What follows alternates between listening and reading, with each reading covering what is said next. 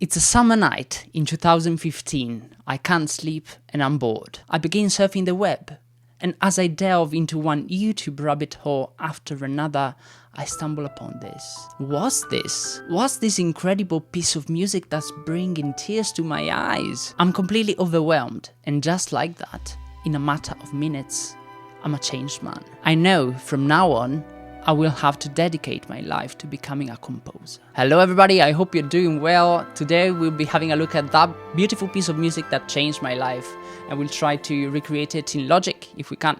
Files on Patreon. I prepared the Logic session already with some markers and the tempo map, which took ages to do. As you can see, it's quite complicated because with this style of music, you know, like in 3/4, you tend to have these pretty dramatic rallentandos on the third beat of the bar at the end of each phrase, and it's something pretty common, but obviously it's not super easy to do in Logic because you have to do it manually.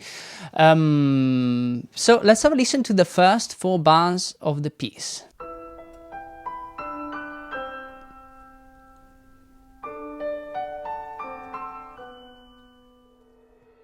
Okay, that's it, pretty simple.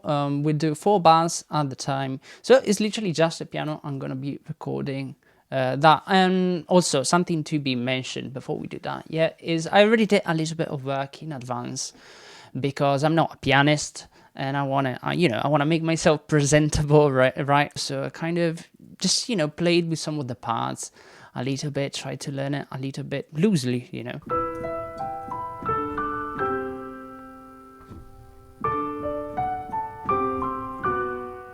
So there you go, nice and simple. Let's have a listen to the following section.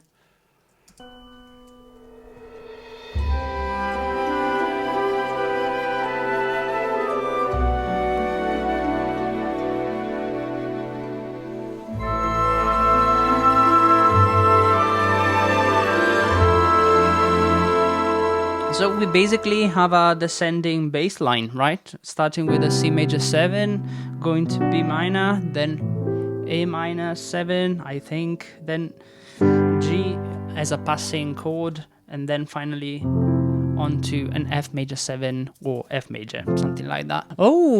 Actually, listening to this section, I noticed something on the first section. You see me doing this a lot, by the way, just, going back to the previous section because I forget to add things. I noticed there's a very light glockenspiel, just for punctuation, really.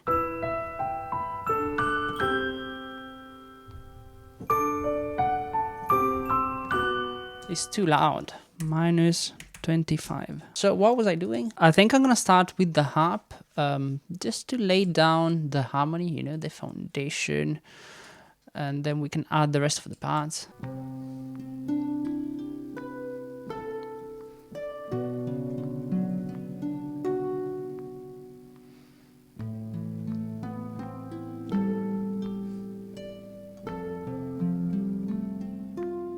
Okay, so that was the harp. I already added the bass bits, and we're gonna be doubling it up the octave on cellos and bassoons. So let's do that now, and then we'll take care of the rest of the winds that basically take the melody.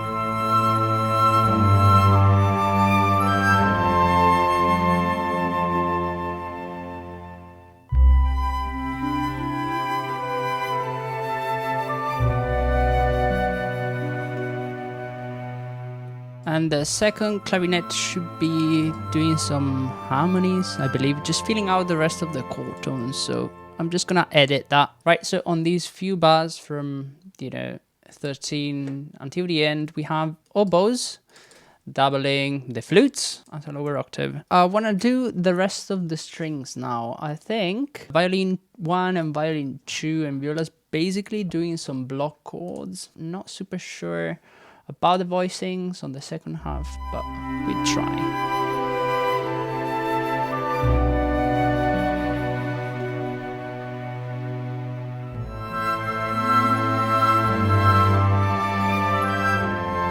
I've used some ensemble patches right now, but on my own I may just split this up and do it properly. I think this is quite unusual. I think we have some trombones, like high register trombones with a pedal tone holding this E, which is the tonic.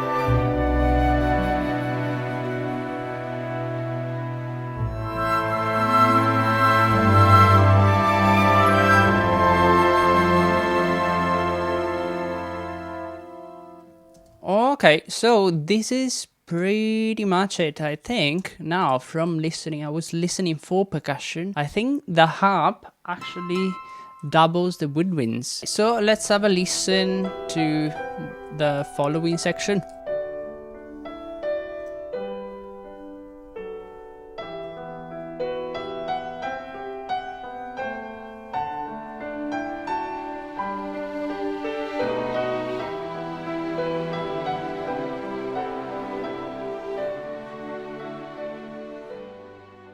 It's so beautiful, it's difficult to stop the music. So what I'm gonna be playing now is not exactly the same thing. Yeah, it's just something in that vein, you know, some arpeggiation on the left hand and the melody on the right hand.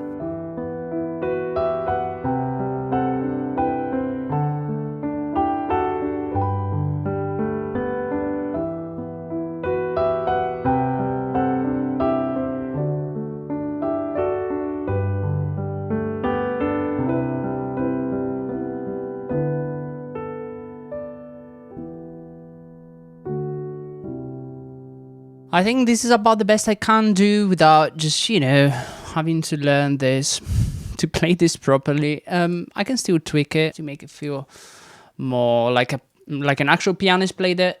But yeah, that's about everything for this section, really. There's some strings that sneak in right at the very end. So let's record those.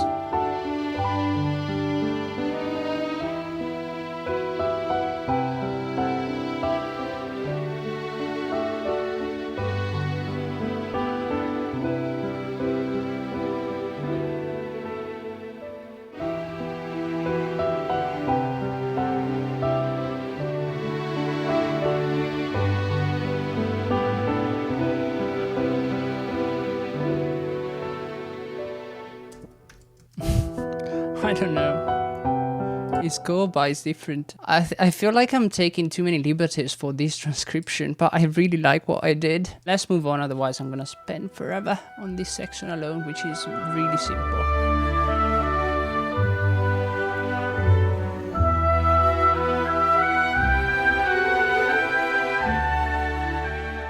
Yeah, I'm just gonna lay down the bass off camera and then I'm gonna do the arpeggiation thingy that you were hearing, just so that the melody makes a little bit more sense when it's in context and I can perform it a little bit better.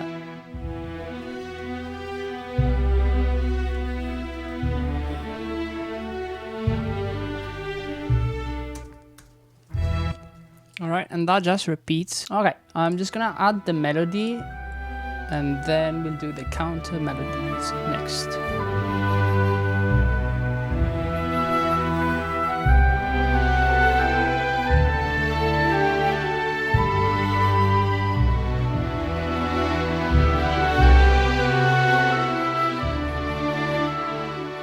I believe the viola may be changing the pattern a few times. This E is going to hold, I think, and then it goes something like this.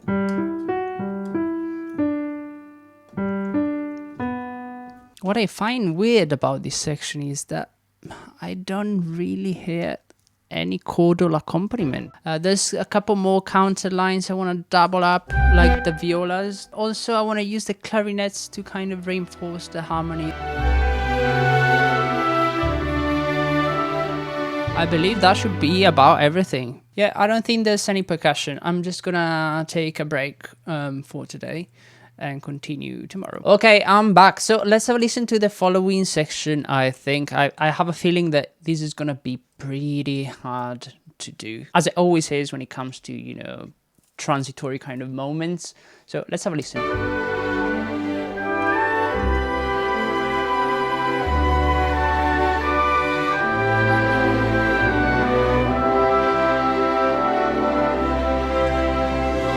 I'm just gonna start with the bass parts.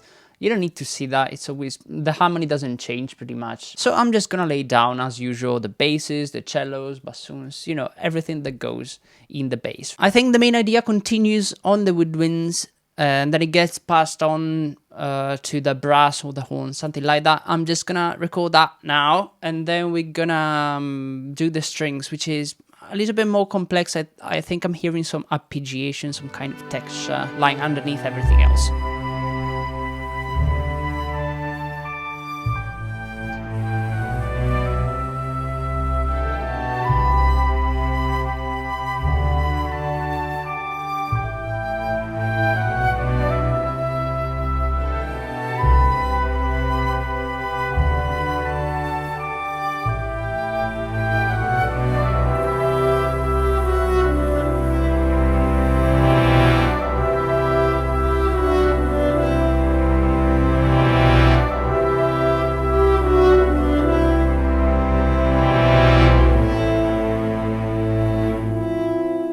And now strings. These are going to be quite hard. I've listened to this quite a bit actually, and I can't quite tell the exact notes they play. I can sort of approximate it, but it's not going to sound exactly the same, I think.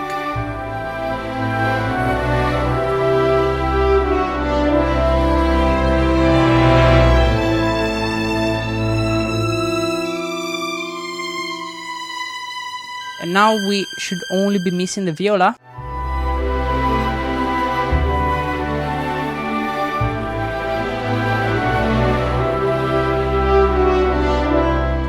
And then on the last bar, we with the violins, right? Down the octave, I think.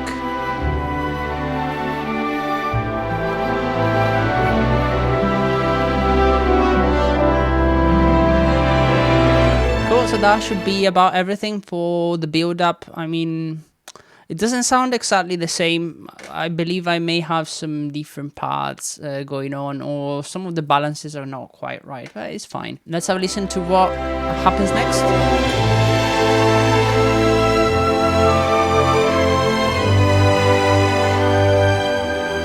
Okay, so that should be quite simple, I think. We basically just have the melody on strings and woodwinds and some chords and brass. I already did the violin melody before, you know, when I was recording the run. So let me just do the rest of the parts, starting with maybe with the chords and brass.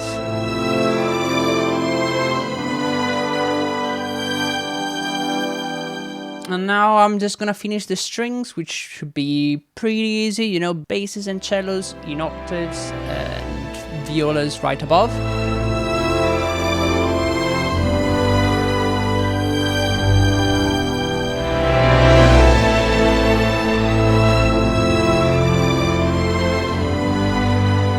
Now woodwinds, the only thing I really hear is the flute on the very top, doubling, you know, the top line on violin.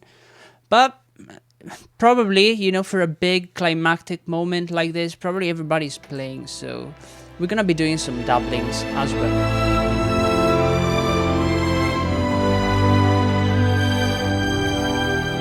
Same thing on the oboe, just an octave lower. I think I want to try a harmony as well. I don't really hear it. I don't think you will hear it, even after I play it. But the whole idea behind it is going to be like thickening up the melody, making it sound a little bit fuller.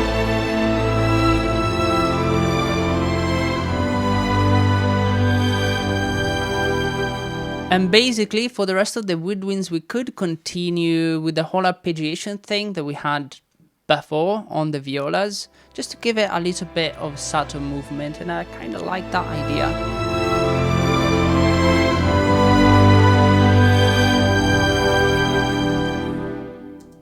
Okay, so let's continue.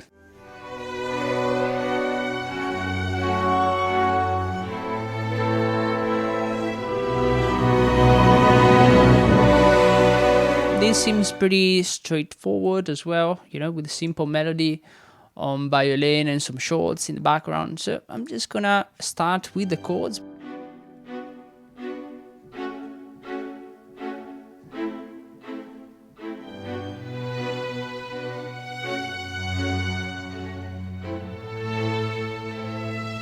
Alright, so for woodwinds and brass, I believe we have some punctuation on the third beat. So let's record that.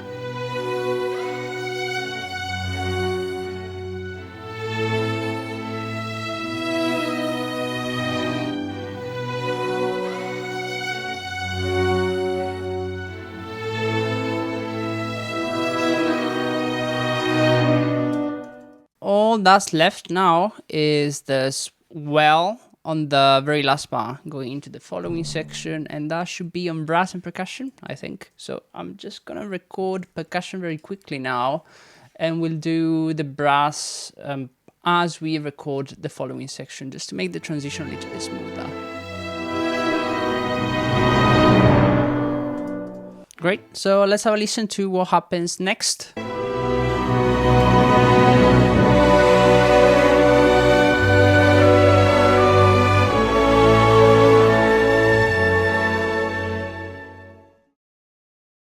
So it's basically the same thing we had before, right? But in a different key. We're in B minor now. I'm just gonna start by laying down the low brass.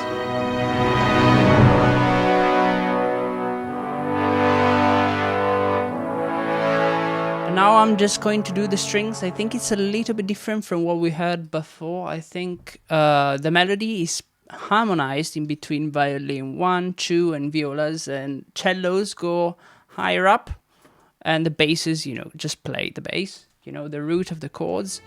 So I'm just gonna do the strings now.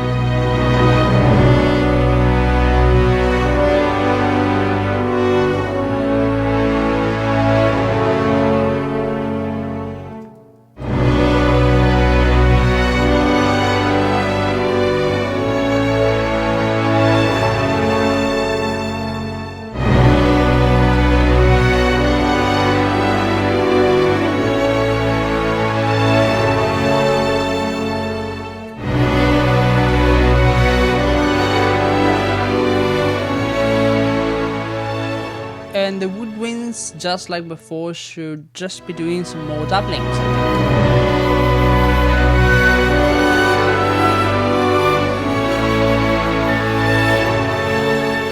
Alright, so we've pretty much run out of instruments to use, so I'm gonna move on to the following section.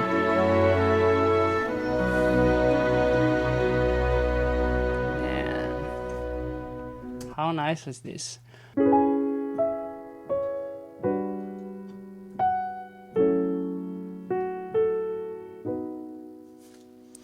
Right?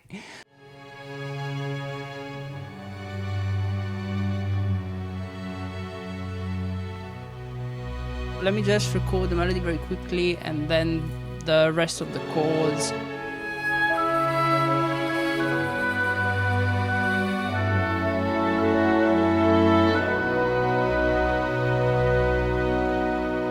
On this beautiful resolution chord, it feels like a good moment to stop. There is more to this piece, you know, I'm only really halfway through, but it's a lot of the same stuff anyway. I'm gonna clean up the mock-up a little bit off camera, you know, just to make it more presentable. But yeah, that would be about everything.